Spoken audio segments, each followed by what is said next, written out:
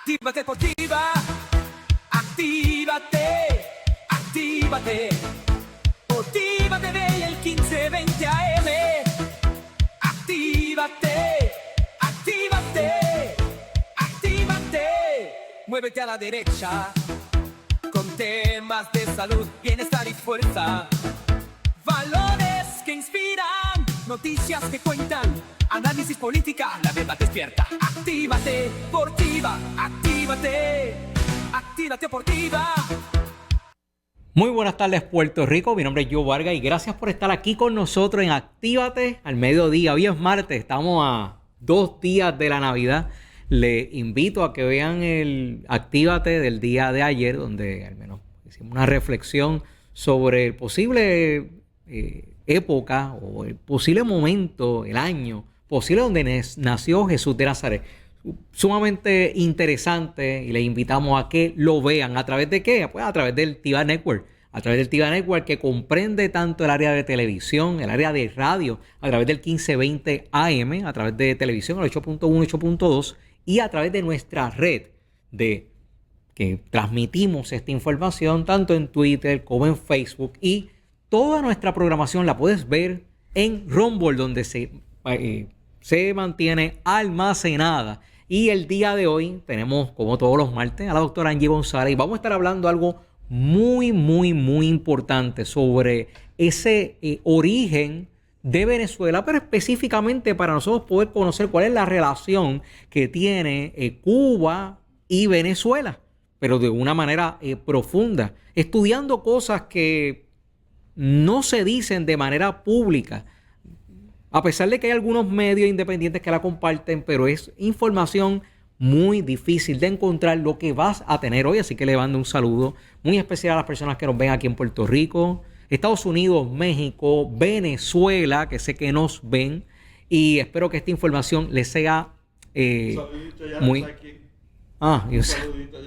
Y un saludo a Maduro. Espero que él siga practicando esa habilidad de canto para que cuando vaya preso, si es que logra salir, ¿verdad? Si los cubanos se lo permiten salir con vida, que pueda entonces entretener allá a los muchachos en la cárcel. Bueno, noticias, pero esto sigue una noticia básicamente casi como preámbulo a lo que nosotros vamos a hablar el día de hoy. Es que Cuba está colapsando y no es una percepción, es una situación. Hay algo que está pasando. Es que la situación actual de Cuba es un colapso multidimensional. La crisis energética provocada por la pérdida del petróleo venezolano actúa como el detonante principal de una destrucción económica y social sin precedentes. En los años 50, Cuba estaba entre los países más prósperos de América Latina. Tenía mejores indicadores de salud y el PIB que estaba superior, ¿verdad?, que países europeos. En un momento, Cuba estuvo mejor su PIB que Francia, que Italia y que España.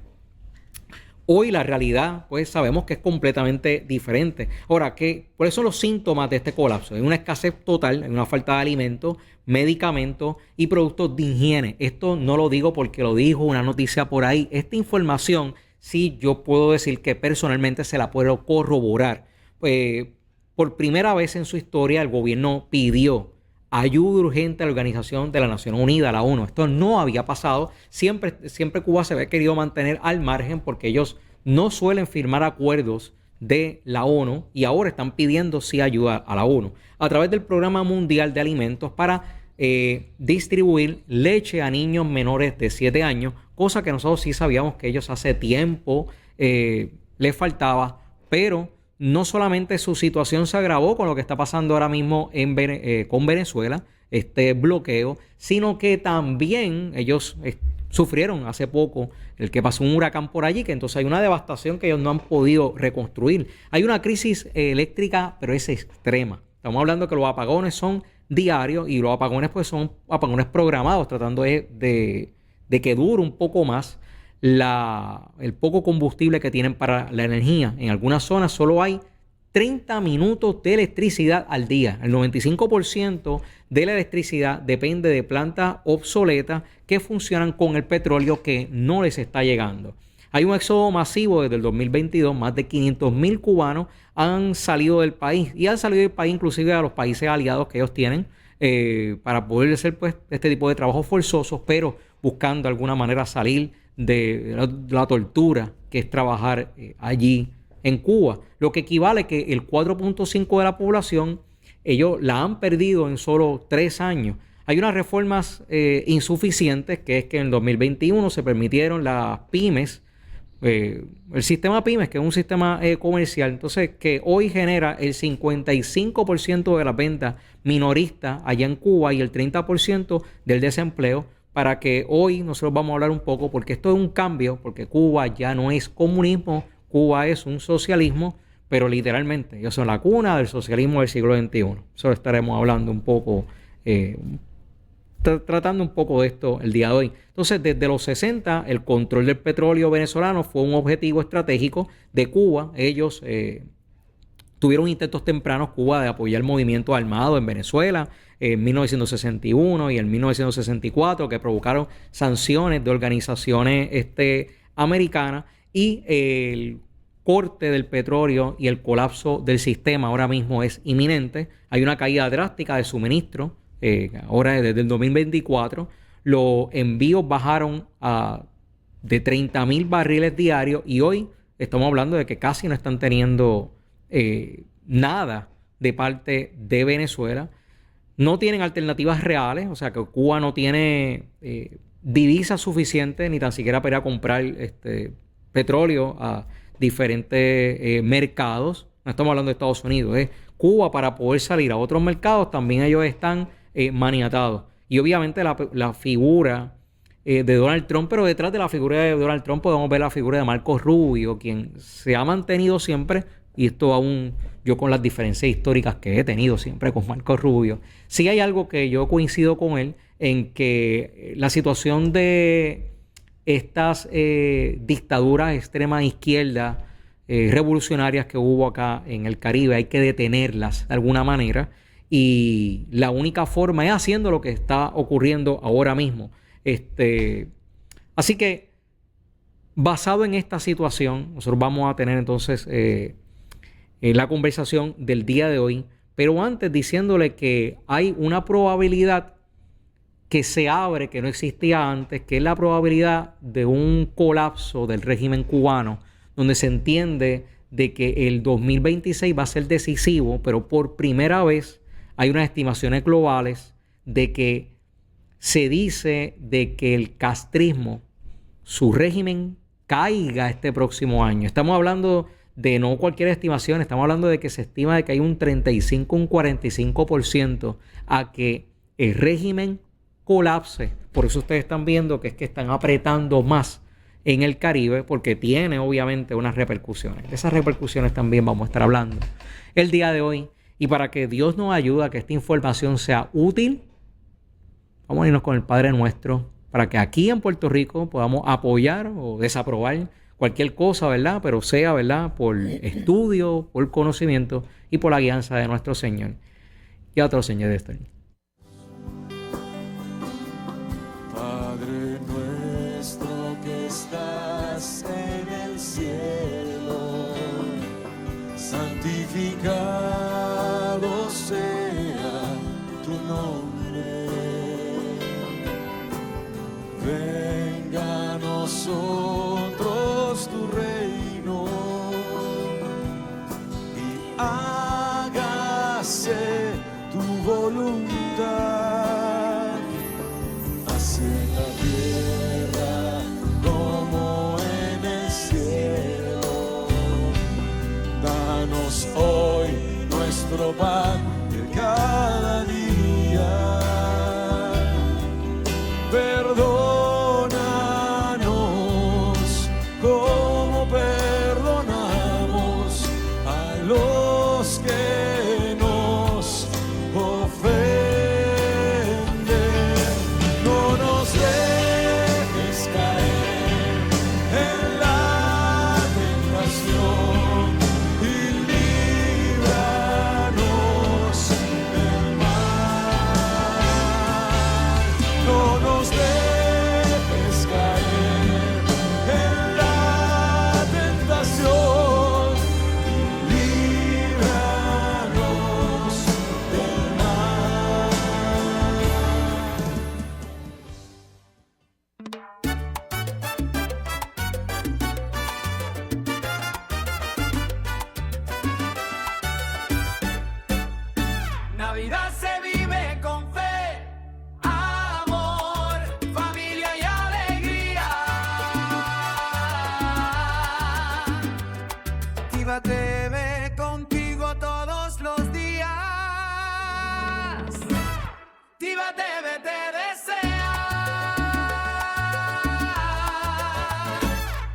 una feliz Navidad.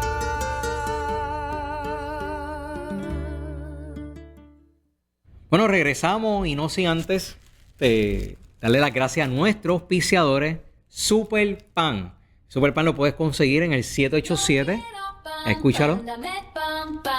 De lo que sea Super Pan. Uno de los productos estrella de nosotros, el que nos acompaña todas las mañanas para comer saludable, sin gluten. Esto es un pan derivado de la papa. Vas a conseguirlo al 787. De lo que sea Super Pan. 903-2382, el 787-903-2382. Le doy las gracias a Superpan, que es el auspiciador que logra y hace posible este programa. Pasamos inmediatamente con la doctora Angie González con este estudio del día de hoy. Y gracias, doctora, por estar con nosotros. Mira, tú sabes que, bueno, vamos a hablar de esta crisis en Cuba. Y de verdad, yo hubiera querido traer a Juan Dalmau para entrevistarlo, para preguntarle, ¿verdad? Pero cuando la semana pasada él dijo en los medios Que él no sabía nada. Él no sabía que él se acababa de enterar ahí. que había crisis en Cuba. Por eso, sí era. Todos lo sabíamos menos Juan Dalmau. A él le estaban preguntando de la crisis en Cuba. Y entonces, pues él dijo que él no sabía. Y yo dije, ándate, pues entonces no lo voy a poder entrevistar porque de verdad él no sabe. Claro, claro. Así que, bueno, pero entonces a las personas que nos están mirando hoy, pues vamos a estar trabajando el tema de esta situación en Cuba y definitivamente tenemos que atenderla en conexión con lo que está pasando en Venezuela. Así que yo les animo a que tagueen a Juan Dalmau para que entonces se pueda ir enterando y empiece a tener un poco de información acerca de lo que está pasando allí. Y en realidad, si doña Lola Rodríguez de Tio estuviera viva hoy, editaría el poema en donde ella dijo: Cuba y Puerto Rico son de un pájaro las dos alas. Porque pues, en los tiempos en que ella escribió ese poema, pues esa era una realidad. Pero en este momento ella tendría que editar su poema y decir: Cuba y Venezuela son de un pájaro las dos alas. Y vamos a explicar un poco acerca de eso. Mire, la revolución comunista que fue liderada por Fidel Castro comenzó a tomar el control de Cuba para el año 1953, pero no fue hasta el 1958, precisamente si mi memoria no me falla, creo que fue para un 31 de diciembre, en 1958, que ellos entonces lograron derrocar al entonces presidente Fulgencio Batista. Y en los años 50, Cuba, como mencionó Joe hace unos minutos, era uno de los países más prósperos del mundo, no de las Américas, del mundo, a pesar de que no era un país libre. Y en aquel momento, Cuba tenía un PIB, un Producto Interno Bruto, que superaba al de España. Cuba era un país de verdad muy próspero. Y cuando usted se pone a buscar películas de esa época, documentales, fichas históricas acerca de la Cuba de los años 30, 40 y 50, usted encuentra que aquello era un país próspero y lujoso. ¿Ok?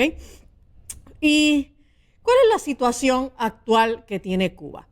70 años después de la llamada revolución, Cuba es un país hundido en una miseria que no exageramos si nosotros hablamos de una crisis humanitaria en Cuba. Y ha sido así por las pasadas décadas. O sea, si bien el huracán que recién pasó por allí ha empeorado significativamente la situación que viven los cubanos en la isla, la realidad es que esto no es producto de un huracán.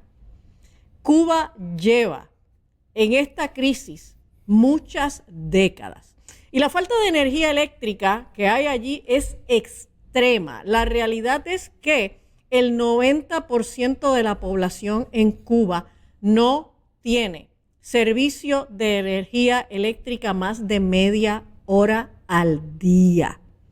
O Señores, y nosotros aquí venimos quejándonos de Luma. Digo, yo no estoy diciendo que no nos quejemos de Luma, pero lo que quiero es que usted Pero haga- humanamente, claro. Oiga, humano. haga la comparación. O sea, cada vez que empiezan estos socialistas de nuestros partidos, ¿verdad? De izquierda, el Partido Independentista, el Movimiento Victoria Ciudadana, a manipularle las emociones y el puertorriqueñismo a la gente y a levantar el puño y despierta boricua, porque nosotros podemos tener un par de apagones a la semana y tenemos una factura muy elevada de electricidad, que es cierto.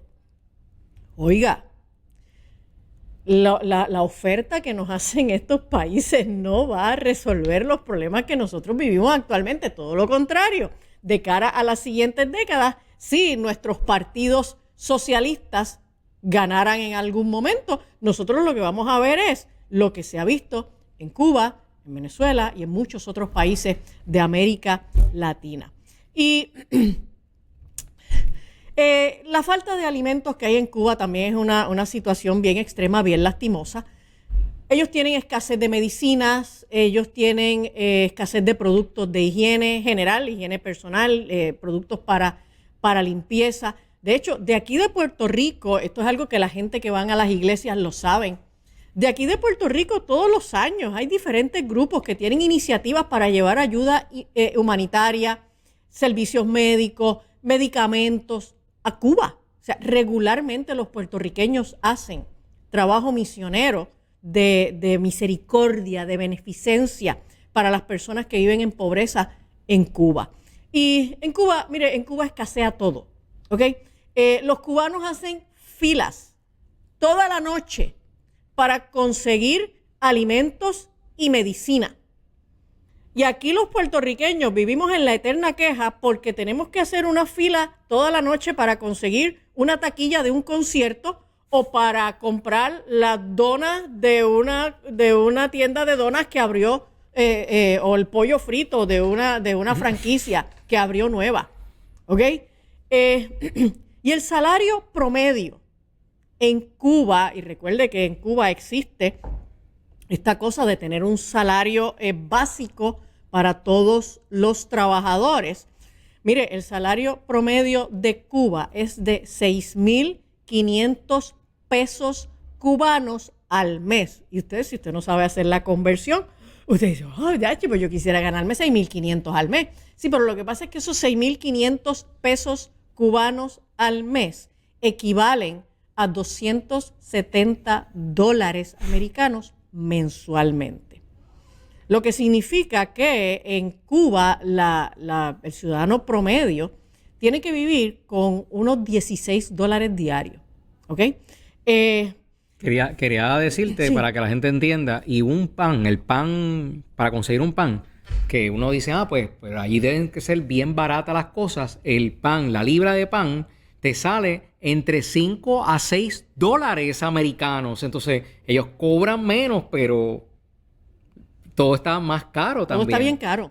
Todo está bien caro. Así que ellos tienen menor recurso económico y lo que van a comprar está también sumamente caro. Y la crisis es tan severa que en febrero del año pasado, 2024, por primera vez en la historia, Cuba solicitó ayuda de alimentos a la ONU ante su incapacidad de poder suplir leche para los niños menores de 7 años. Ahí lo vemos en pantalla. Esto es una publicación del 29 de febrero de 2024. El gobierno pide socorro a la ONU ante la crisis de alimentación en Cuba. Y desde el 2022, más de 500,000 cubanos se han ido de la isla. Y en este momento, ¿cuánta gente hay en Cuba? Es un número bastante confuso. Yo quiero ver de unos datos que levanto de la internet para que tengan una idea. En la última década, especialmente desde el 2021, Cuba ha experimentado un éxodo masivo, superando el 1,000,000 de personas que han salido en la última década. Y con más de 850,000 personas que han llegado, obviamente, a los Estados Unidos porque les queda muy cerca. Bueno, les queda muy cerca de las personas que están en el oeste de Cuba. Y esto ha causado una disminución significativa de la población cubana, lo que entonces, por supuesto, provoca un problema en la población que se queda, porque, por supuesto, los que están saliendo son la gente más joven, que son los que tienen la posibilidad de dispararse este riesgo de montarse en una balsa y salir mar adentro, ¿no? Y esto se considera la ola migratoria más grande que ha ocurrido en la historia de Cuba desde la Revolución. Por lo tanto, no, la Revolución cubana no ha sido un éxito, los cubanos no están felices, el comunismo no ha hecho que los cubanos puedan vivir ni siquiera un estado de vida digno. Ahora, la ola más reciente migratoria en Cuba, más de 533,000 cubanos llegaron a los Estados Unidos en los 2 años previos al 2024. Recuerden que durante durante la administración Biden-Harris, 2020 a 2024, la única encomienda que Joe Biden le dio a Kamala Harris como vicepresidenta era que se encargara de proteger las fronteras, y ella abrió de par en par y le dijo a todo el mundo que entrara. Y entre el 2022 al 2024 se estima que entraron 533,000 cubanos a los Estados Unidos y más de 850,000 en casi 3 años hasta septiembre de 2024. El éxodo total se estima que más de 1 millón de cubanos han salido del país durante esta pasada década, y eso hace que en este momento se estime que la población de los cubanos que permanecen en Cuba ronde los 8.5 millones. Así que ese dato de que Cuba tiene alrededor de 11 millones no es el dato más actualizado que tenemos, porque el éxodo de cubanos ha sido bien extremo en este pasado cuatrienio. Y la mortalidad también, sí, porque no tienen capacidad para poder tratar enfermedades comunes, situaciones comunes, inclusive hasta accidentes. Sí, oye, pero también porque con el acceso a Internet, los cubanos han empezado a mirar fuera de la isla, fuera de las costas de la isla, y se han dado cuenta de que la inmensa mayoría de los países a su alrededor no viven la miseria que viven ellos. Entonces, pues dicen, pues ven acá, pero entonces, ¿qué es lo que nosotros estamos viviendo? Si cualquiera a nuestro alrededor, digo, por decir cualquiera, ¿verdad? No me estoy refiriendo, por ejemplo, a Haití. Oye, pero la República Dominicana, Florida, México, o sea, los que ellos pueden mirar en su entorno más inmediato, no están viviendo la miseria que ellos están viviendo. Así que, pues, se montan en una balsa, se encomiendan a Dios, se tiran al agua y llegan entonces a donde la corriente los lleve, ¿no? Y por décadas Cuba ha sido la columna del comunismo en América. Fue el bastión militar de la Unión Soviética en las Américas y fue el motor que promovió las revoluciones socialistas en América, incluyendo la conquista chavista de Venezuela, porque el chavismo de Venezuela es un engendro de Cuba. O sea, esto no fue que un día Chávez se levantó y soñó con el comunismo y soñó con la revolución y la originó. Chávez fue educado, construido ideológicamente en Cuba y por Fidel, ¿ok? Y luego de la caída de la Unión Soviética, bueno, porque obviamente la revolución en Cuba nace en una época dorada del comunismo, del socialismo soviético. Pero entonces, ¿qué pasó? Pues la Unión Soviética caput, y con la caída de la Unión Soviética, la ayuda de Moscú hacia Cuba se redujo grandemente, ¿ok? Bueno, porque ya no era esta unión de repúblicas soviéticas socialistas. Ahora entonces era solamente Rusia y entonces el comunismo empezó a tambalearse. Y esto provocó el inicio de la crisis que hoy llega a su punto más elevado en Cuba. Ahora, cuando la Unión Soviética se disolvió en 1991 y la Unión Soviética era esa cuna, ¿verdad? que cuidaba del comunismo cubano, pues la Unión Soviética protegía el comunismo cubano y alimentaba el comunismo cubano porque era la manera como la Unión Soviética lograba tener presencia en América. ¿Ok?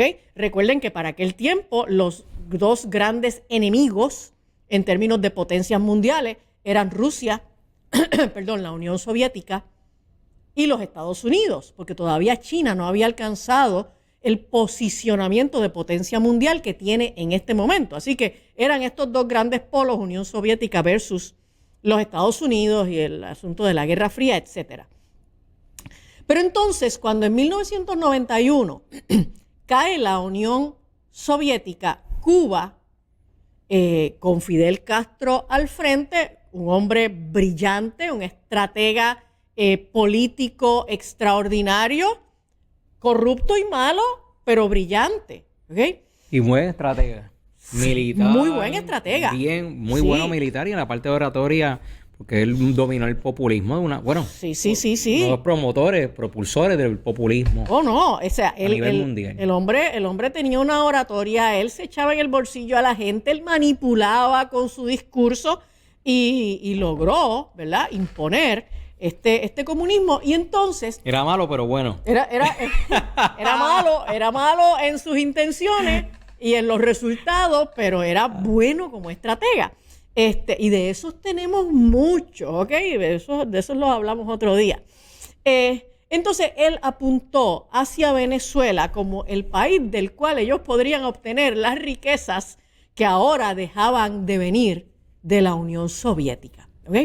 Y entonces fue ahí que se echó de brazo con este hombre, Hugo Chávez, y se empezó a desarrollar toda esta cosa. Quisiera en algún momento que pudiéramos desarrollar un tema, un programa sobre el Foro de Sao Paulo. Así que apúntalo ahí, Joe, para que lo trabajemos, ¿ok? Que eso no se toca aquí en Puerto Rico. No, en Puerto Rico no se puede hablar del Foro de Sao Paulo, ¿ok?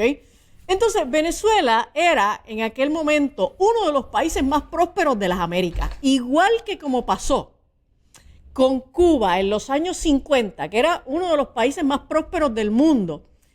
Para los años 80, los años 90, inicios de los 90, Venezuela era uno de los países más ricos del mundo, y de los más ricos de las Américas, por supuesto. Tenía un gran desarrollo industrial, un gran desarrollo comercial, con grandes riquezas en sus recursos naturales, incluyendo sus enormes yacimientos de petróleo y de oro, porque la gente no habla del oro venezolano. Venezuela tiene unos yacimientos de oro bien importantes.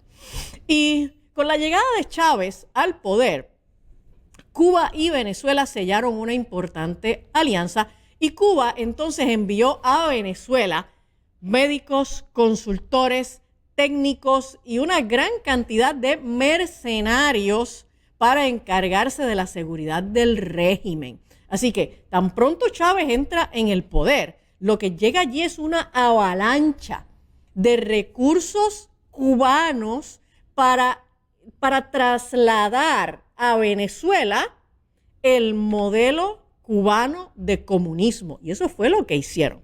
Y se estima que Chávez integró más de 100,000 cubanos al gobierno, a las empresas, al ejército y a las fuerzas de seguridad venezolanas.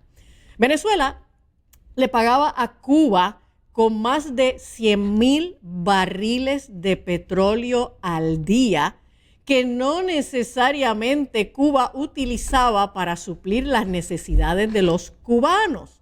Si producción me ayuda con una foto ahí, es bien sabido que Cuba revende el petróleo a sobreprecio hacia países en el siguiente esquema. Esto es una noticia que sale sobre algo que publicó el New York Times en estos días. Petróleo venezolano revendido por Cuba. El New York Times revela cómo La Habana usa el crudo para obtener divisas y evadir sanciones. Y el esquema es el siguiente. Venezuela envía el petróleo a través de barcos petroleros, como por ejemplo el Skipper, que fue el primero que Estados Unidos incautó en estos pasados días. Pues Venezuela envía el petróleo a través de estos barcos a Cuba bajo acuerdos preferenciales en unos precios de pescado abombado, y solo una parte de ese petróleo que Venezuela envía a Cuba se refina para consumo de la isla, porque la mayor parte de ese petróleo es revendido principalmente a China. Y yo quiero dar una miradita a una noticia que recién salió hoy en el periódico Metro, porque es que, Dios mío, ellos sacan, es que se les nota, se les ve la costura. Mira, Estados Unidos ya ha incautado 3 barcos petroleros, 2 que venían, que estaban llenos saliendo de Venezuela y uno que estaba vacío viniendo hacia Venezuela. Y entonces la propaganda, ¿verdad? El discurso de la prensa de izquierda es que los pobres cubanos están allí en una crisis humanitaria terrible y dependen del petróleo venezolano para poder prender un quinqué. Y los Estados Unidos son tan malos que están deteniendo esos buques petroleros para que no lleguen a suplir la necesidad de los pobrecitos cubanos. Mire, los cubanos no son los que se han quejado de la incautación de esos buques. Periódico Metro, en el día de hoy, en el día de ayer, dice, titular, China condena detención arbitraria de petroleros venezolanos por parte de Estados Unidos. No iba a China, decir eso. entonces tú dices, pero ¿y quién le dio vela en este entierro? ¿Por qué China tiene que estar defendiendo a los petroleros venezolanos? Sigue diciendo la nota. China condenó la detención de petroleros venezolanos por parte de Estados Unidos, calificándola como una violación del derecho internacional en medio de crecientes tensiones marítimas con Venezuela. Y, pues de hecho, dice, China se opone firmemente a las sanciones unilaterales e ilegales impuestas sin base en el derecho internacional, lo cual no es cierto, o autorización del Congreso de Seguridad de las Naciones Unidas, así como cualquier acción que viole los propósitos y principios de la Carta de la ONU e infrinja la soberanía y seguridad de otros países, dijo el portavoz del Ministerio de lo Exterior en la China. ¿Por qué los chinos están protestando por lo que está pasando aquí en Venezuela? Porque ese petróleo que Estados Unidos incautó en realidad no iba para Cuba, iba para China, y es lo que ha estado pasando por décadas, ¿ok? Tengo otra imagen por ahí. La incautación del petrolero Skipper por parte de las autoridades estadounidenses hace 2 semanas no fue un episodio aislado ni una simple aplicación de sanciones. Fue el hilo del que se tiró para descubrir una red de comercio petrolero opaco que involucra a Venezuela, Cuba, China, Irán y Rusia. Imagínate, nada más. El enorme barco transportaba 1.85 millones de barriles de petróleo. O sea, eso es inmenso. Y la narrativa oficial hablaba de solidaridad energética de Venezuela hacia Cuba, pero la investigación periodística mostró que Venezuela envía el petróleo a Cuba bajo acuerdos preferenciales y solo una parte se refina o se consume en la isla y la mayor parte es revendida principalmente a China. Las divisas obtenidas permiten al gobierno cubano sobrevivir financieramente. Y para La Habana, el crudo venezolano no es solo energía, es moneda cruda. ¿Ok? Y este ha sido parte del esquema de enriquecimiento de los líderes cubanos por décadas. Entonces, en el discurso socialista y comunista, en donde le hablan a la gente de que ellos lo que quieren es que todos tengamos igualdad y que la gente salga de la pobreza, y los líderes socialistas y comunistas lo único que hacen es mirar por el beneficio de su pueblo y de su gente. Mire, déjeme darle unos datos pequeños. Al morir Fidel Castro, este mártir de la patria que luchó, ¿verdad?, por los montes. Héroe de Carmen Yulín. Exacto, el héroe de Carmen Yulín, que luchó por allí por los montes de Cuba para lograr que su isla fuera independiente, próspera y comunista. Bueno, pues este hombre que siempre andaba disfrazado con un uniforme militar, como si fuera un militar y como si fuera un hombre pobre que no tenía dinero para comprar una chaqueta y una corbata.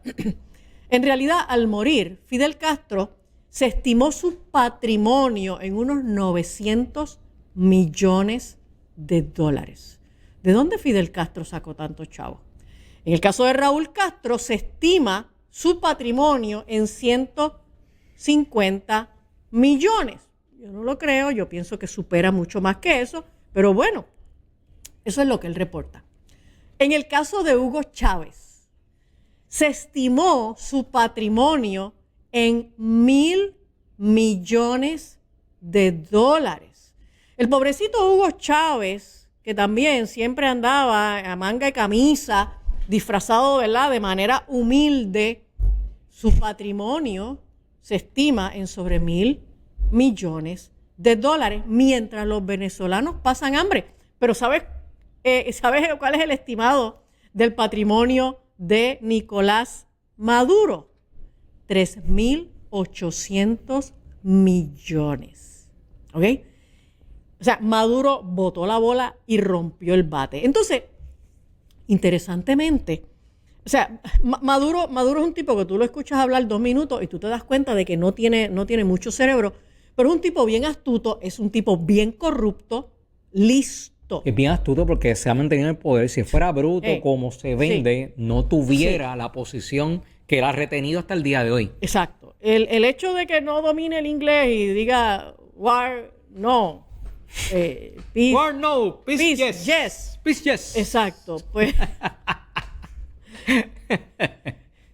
él la verdad que es un tipo torpe para muchas cosas. Pero es tan malo, tan astuto, tan codicioso. El afán por la riqueza personal de Nicolás Maduro es tan extremo que Nicolás Maduro le pasó por encima a sus predecesores. Nicolás Maduro tiene un patrimonio personal, bueno, tenía, porque ya Estados Unidos ha incautado, o sea, le ha expropiado una cantidad de bienes, pero el patrimonio personal de Maduro ha triplicado y cuadruplicado el de sus predecesores, ¿ok? Y en poco tiempo, Venezuela se convirtió en una extensión de Cuba y Chávez se refería a Fidel como su mentor. De hecho, hay algún video que vi hace mucho tiempo en donde Chávez hablaba de Fidel como con este encantamiento de que él en algún momento tocó las barbas de Fidel y sintió como una cosa esotérica y no sé qué. Las barbas, eso yo lo había escuchado. Sí. Es una cosa que fue como que él tocó las barbas de Fidel y los demonios que habitaban en Fidel se transfirieron a él o algo así. No sé. Bien bueno eso. Sí, fue una cosa bien chévere. Y entonces, los Castro eran realmente el poder detrás del trono de Chávez, porque ellos eran sus mentores y ellos eran los que le decían, esto es lo que vamos a hacer, porque era el proyecto de extender el poderío que habían alcanzado en una pequeña isla, Cuba, e introducirlo en las Américas a través de un país mucho más grande, Venezuela, y de ahí en adelante entonces seguirse extendiendo en el resto de América Latina, cosa que hicieron. La estrategia fue que en el 1992 Hugo Chávez trató de invadir, hizo un ataque a Caracas, falló, Fidel Castro lo condena, pero entonces 2 años después sacan a Hugo Chávez, lo sacan de la cárcel. Inmediatamente que lo sacan en 1994, entonces Fidel lo lleva allá a Cuba, y entonces en Cuba él empieza esa mentoría donde pasa el incidente de las barbas que acaba de describir Angie González. Continúa, Angie.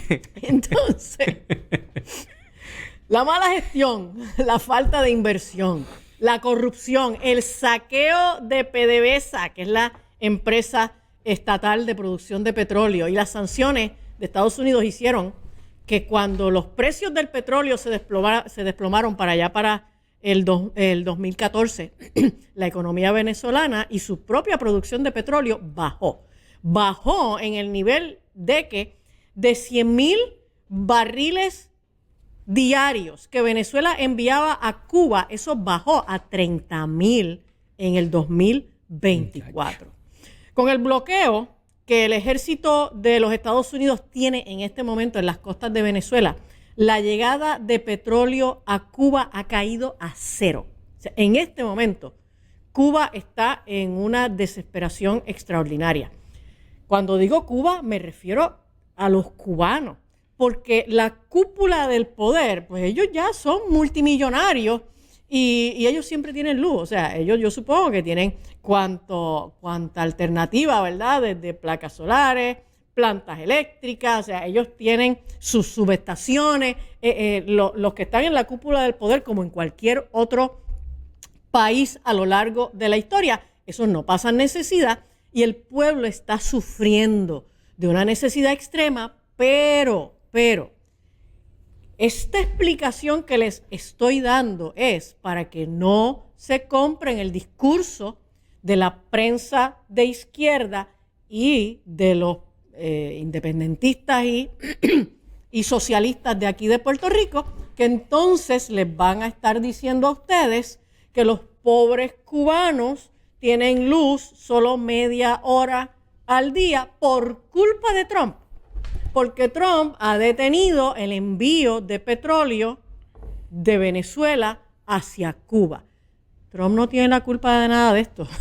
Esto es algo que ya venía ocurriendo. La realidad es que el petróleo venezolano que va hacia Cuba no es para satisfacer las necesidades del pueblo. ¿Okay? Nunca ha sido así. Sí. Nunca ha Sí, sido así. Y en el pasado año han aumentado las protestas, por ahí tenemos una imagen, las protestas en Cuba, a pesar de la represión del régimen contra este tipo de manifestaciones. El pueblo ya no soporta la miseria y el hambre que están viviendo y se están atreviendo a tirarse a las calles. Y las protestas en Cuba están aumentando un montón. Y al día de hoy, Venezuela es una colonia de Cuba. O sea, todavía Cuba sigue teniendo un poder, una autoridad sobre el curso de lo que ocurre en Venezuela. En Venezuela, donde las torturas y la persecución a los opositores continúa de ordinario, la realidad es que eso se efectúa mayormente por oficiales cubanos que están allí, que están en Venezuela y que siguen implantando el régimen castrista en Venezuela. Porque esta cosa de llamarle el régimen chavista era una bomba de humo para que la gente no se diera cuenta de que lo que estaban haciendo en Venezuela era transferir el régimen de Fidel Castro. Así que realmente Chávez no se inventó nada. Lo que hay en Venezuela es un régimen castrista. Y para algunos analistas opinan que para Cuba lo peor está por llegar. Esto es terrible, ¿ok? Porque sin Venezuela, Cuba pierde su última fuente estable de divisas y de combustible, dejando su economía completamente sin oxígeno. Si Venezuela cae y deja de ser el suplidor de petróleo de Cuba, esto podría afectar la supervivencia del régimen cubano. lo que está sucediendo en Venezuela en este momento es crítico para lo que vaya a ocurrir en Cuba.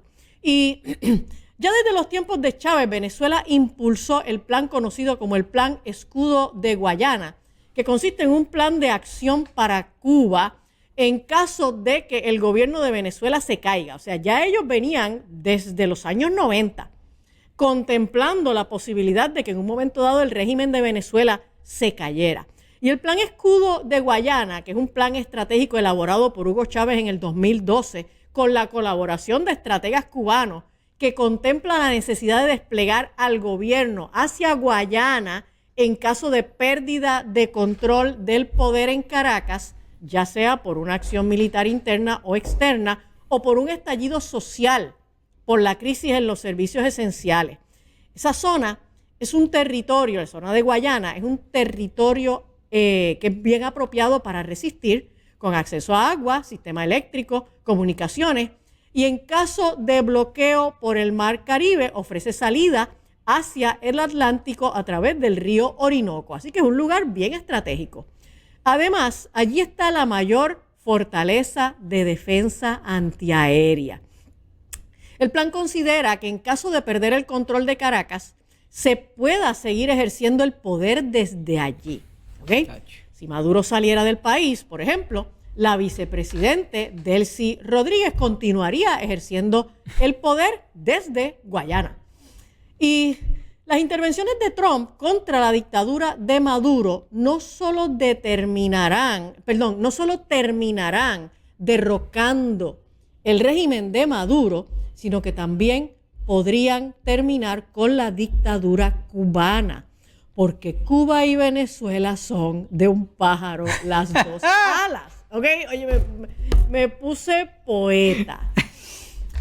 Y esta ha sido una meta de Marco Rubio desde que llegó al Senado en el 2010. La realidad es que en este momento, o sea, desde que empezó la cosa esta de Venezuela y el vínculo que hay entre el comunismo venezolano y cubano y cómo afecta al Caribe y a las Américas, ahí fue que yo me di cuenta de cuál fue la lógica y cuál fue la sabiduría de Donald Trump nombrando a Marco Rubio como su jefe de Estado, su secretario de Estado. ¿Por qué? Sí. Porque Marco Rubio es un hombre de ascendencia cubana, es una persona que desde que estaba en el Senado, él siempre ha estado promoviendo el que los Estados Unidos hagan algo para meterle las manos al problema de Cuba y al problema del comunismo general que hay en América Latina y en el Caribe. Y si esto madura como pinta, maduro como pinta, podríamos estar hablando del golpe mortal al llamado socialismo del siglo XXI, puesto que ya la derecha ha recuperado el gobierno en muchos países. Si vemos una foto, por ahí tengo una foto de unos mapas, le voy a pedir a producción que me ayude. Ajá, míralo ahí. En la foto de la izquierda tenemos el avance conservador en América Latina, la foto que aparece el mapita con azul, y en la foto de la derecha tenemos a los de la izquierda, a los de rojo. Mire, en este momento... Qué conservador se ve Puerto Rico ahí de gris, ¿ah? O sea, y conservador en el sentido de... Sí, exacto. De que no... Porque, bueno, nada de definirse. Porque lo que pasa es que Puerto Rico, pues obviamente está definido junto con los Estados Unidos. Así que en ese sentido, a Puerto Rico no se le considera vamos a salvarlo, como un país latinoamericano. O sea, Puerto Rico es un país norteamericano. Pero si usted se fija, en este momento el avance del conservadurismo en las Américas es extraordinario. Y mire qué interesante, viene de abajo hacia arriba. Recupera el poder conservador Argentina, Chile, Paraguay, Bolivia, Perú, Ecuador y también entonces en Centroamérica, Costa Rica, Panamá, El Salvador y también acá en el Caribe, la República Dominicana, ¿ok? Y Lula es como Rosita, porque él, tú sabes, si aprieta mucho... si los conservadores apretan mucho, él se pone un poquito azul. Bueno, porque lo que pasa es que Lula, y cuando Que hablemos es malvado, y Lula es malvado. cuando hablemos del foro de Sao Paulo, tenemos que hablar de Lula. Sí, claro. Pero Lula es tan malo y tan traidor y tan acomodaticio que realmente Lula va a bailar al son que le toquen. Donde él entienda que va a obtener beneficio personal, ahí él va a acomodarse. Y miren el mapa, si producción lo puede poner de nuevo, el mapa anterior, mira lo que ocupa en territorio Brasil, que es donde está, ¿verdad? El Lula da Silva. Exacto.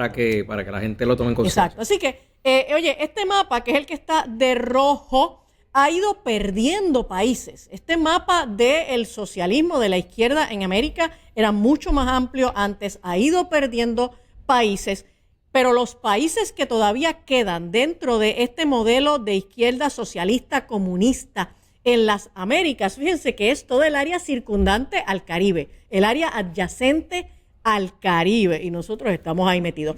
Entonces, esto tiene unas implicaciones bien importantes que nos explican por qué Trump de momento dijo, ¿sabes qué? Ucrania y Rusia no es el problema mío y el Medio Oriente tampoco. En este momento nosotros tenemos que rescatar a América. Y Trump tiene sus ojos puestos en América, ¿ok? Estados Unidos ya ha invertido miles de millones de dólares en esta operación contra el narcotráfico en Venezuela y Trump alega estar dispuesto a llegar hasta las últimas consecuencias en este asunto, porque no tiene que ver solamente con Venezuela, tiene que ver con los narcoestados de toda América Latina y cómo el narcotráfico ha sido el recurso que alimenta el crecimiento y la extensión del comunismo en las Américas. Así que esto realmente es un ataque en contra de los bastiones del comunismo en las Américas que mantienen las presencias de naciones como China y Rusia en este lado del planeta, y las implicaciones que esto ha tenido en América Latina por décadas. Mira, datos sobre esto para que sepa, la manera en que se metió Cuba en el área militar allá en Venezuela fue en el 2022, que hubo un ataque que intentaron derrocar a Chávez. Entonces, Cuba lo que hizo es que metieron la gente de ellos, del G2 cubano, que estos son una milicia de inteligencia cubana, y fue el momento donde se insertó este control militar de Cuba en Venezuela. Es muy importante que sepan eso porque, como estaba también Angie hablando, mientras está pasando eso, luego empezaron a haber unas protestas en Cuba, y de estas protestas luego vamos a estar hablando un poco, porque hay inclusive en España hay unas personas que tuvieron que emigrar, salir de Cuba, porque lo estaban persiguiendo, porque por primera vez hubo una disidencia que le hizo frente a Cuba.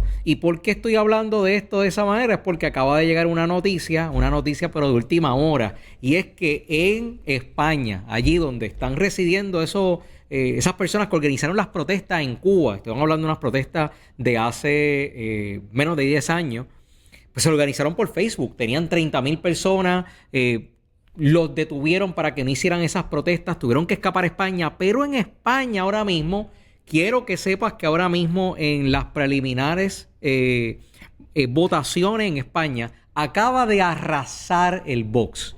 O sea que el Vox, ¿sabe qué es? La derecha. Y ahí España ha sido de izquierda por más de 10 años y acaba de arrasar el Vox. O sea que obviamente es que a nivel mundial hay un cambio de paradigma en el área política que vamos a estar muy de cerca analizando las cosas buenas y obviamente también las cosas malas, sí algunas, pero vamos a analizar esto. Para poder analizarlo, recuerda conseguir el libro de Hurtar, Matar y Destruir de la doctora Angie González. Este libro lo puedes conseguir en Activa Backstage. ¿Por qué lo promociona? Porque este andamiaje de cómo es que vienen estas presiones, porque estas presiones políticas es como desemboca las presiones de las organizaciones supranacionales. ¿Qué es una organización supranacional? Busca y llama hoy al 787-626-0343.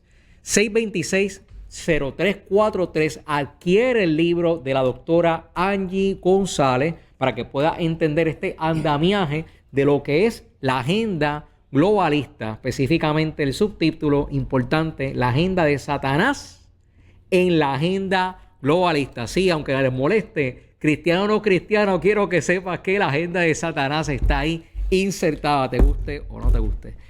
Gracias por haber estado con nosotros. Este programa lo puedes conseguir en las redes sociales y también ve a Rumble para que tomes nota de lo que hoy discutimos, porque lo que hoy discutimos es un tema geopolítico que continuará. Mi nombre es Joe Vargas y que pases buenas tardes.